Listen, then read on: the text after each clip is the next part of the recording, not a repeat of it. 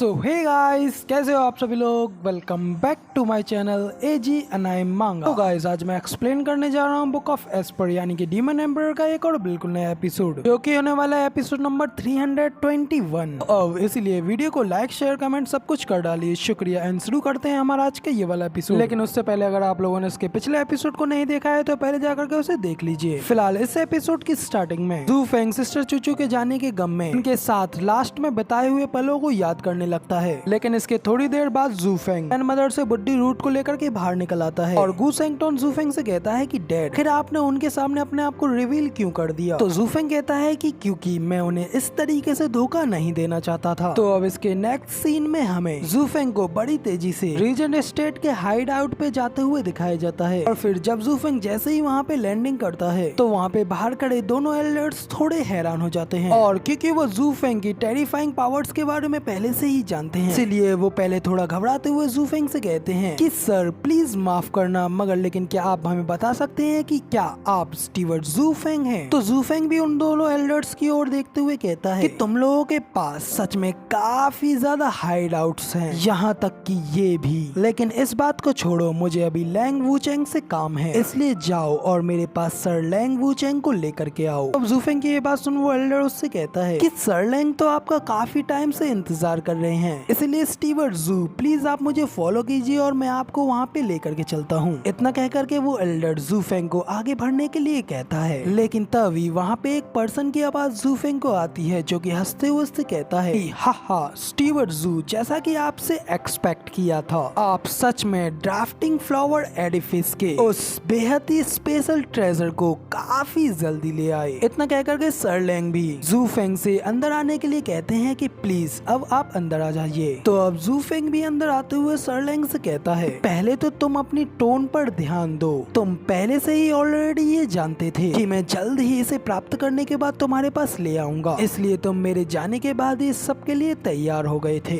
और imperial capital से मुझे ड्राफ्टिंग फ्लावर सिटी पहुंचने में पूरे 2 महीने लगे, जबकि ये सब करने में तुम्हें सिर्फ 1 ही महीना लगा। तो अब सर लैंग भी हंसते हुए कहते हैं कि हाँ, ये सब कुछ वैसा ही है जैसा कि आप कहते हैं। आपके जाने के बाद मैं जितनी तेज से दौड़ सकता था उतनी तेज दौड़ करके मैं यहाँ पे पहुँच गया, क्योंकि मुझे इस बात के ऊपर पूरा बिलीव था कि स्टीवर्ट जू इस सब में सच में एक प्रोफेशनल हैं। मुझे पता था कि बुद्धि रूट आपके हाथों में आने से किसी भी तरीके से बच नहीं सकती, इसलिए मैं जानता था कि एक्सचेंज में देरी करने का मतलब मेरे लिए पाप होगा। मगर लेकिन स्टीवर्ट जू, आपको अपने ल्यू क्लैन की सेफ्टी की चिंता करने की कोई जरूरत नहीं थी, वो हमारे पास बिल्कुल सेफ रहे हैं। और अब फिलहाल बातें तो काफी हो गयी, तो अब काम की बात पे आते हैं। तो अब जू फेंग भी सर लैंग की ये बात सुन करके सीरियस होकर के उन्हें घूर करके देखता है, और फिर अपने पास से बुद्धि रूट का बॉक्स निकालते हुए सर लैंग से कहता है कि मैं ये जानता हूँ कि आप इस बुद्धि रूट को पाने के लिए कितने ज्यादा क्यूरियस हैं, मगर लेकिन मुझे अभी भी स्टिल ये बात बिल्कुल भी समझ नहीं आई कि आखिर तुम लोग इस चीज को पाने के लिए इतने ज्यादा उत्सुक क्यों हो, और क्या ये सिर्फ तुम लोगों के ही कॉम्प्लिसियस को वंडर करता है। तो सर लैंग कहते हैं कि स्टीवर्ट जू,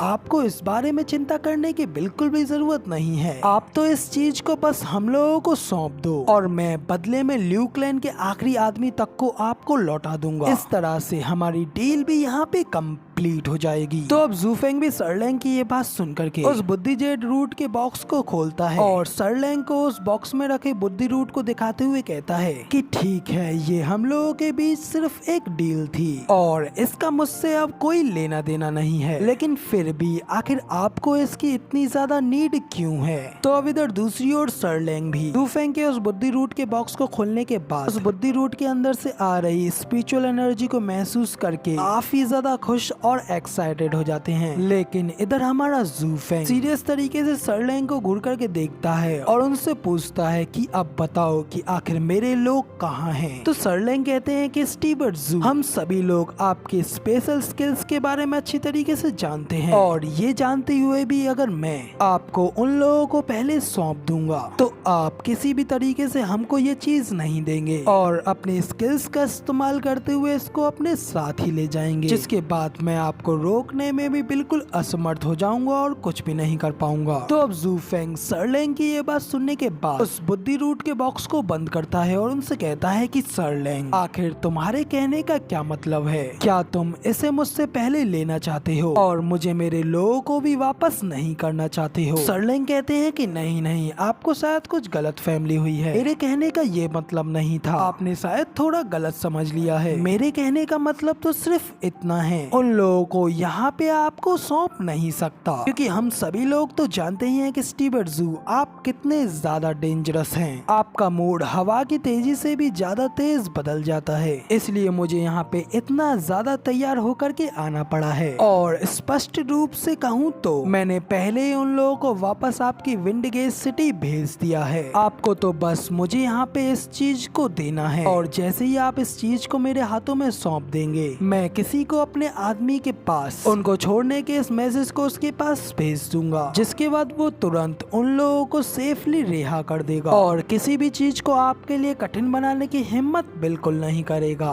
तो अब जू फेंग भी सरलेंग की इस बात को सुनने के बाद कुछ देर उनके इस बात के ऊपर ध्यान से सोचने लगता है और फिर वहीं पे बैठा अपने खतरनाक किलिंग इंटेंट को रिलीज करते हुए सरलेंग से कहता है कि इसका मतलब अगर मैं इस बुद्धि रूट को आपको सौंप देता हूँ तो ये पक्का है ना कि आप पीछे किसी भी तरीके की गंदगी को नहीं छोड़ेंगे। तो अब जू फेंग की इस बात को सुन और उसके खतरनाक किलिंग इंटेंट को महसूस कर सरलेंग भी काफी घबराते हुए उससे कहते हैं कि आखिर मैं ऐसा कैसे कर सकता हूँ? सर, जू फेंग की बीस्ट किंग माउंटेन की उस शानदार टेरिफाइंग प्रदर्शन को देखने के बाद से मैंने आपको किसी भी तरीके के गुस्सा भड़काने की हिम्मत पूरी तरीके से खो दी है और अब तो आपकी करंट पावर्स और इन खतरनाक टैक्टिक्स को पिछली बार से कंपेयर करने के बाद स्टीवर्ट जू, जो कि अपने हर एक कदम को उठाने से पहले अच्छी तरीके से नापते हैं, उस स्टीवर्ट जू को अब मैं वापस से बदला लेने वाले उस टेरिफाइंग लुक को वापस से देखना नहीं चाहता, क्योंकि वो लुक तो मुझे हेल से भी काफी ज्यादा डरा देता है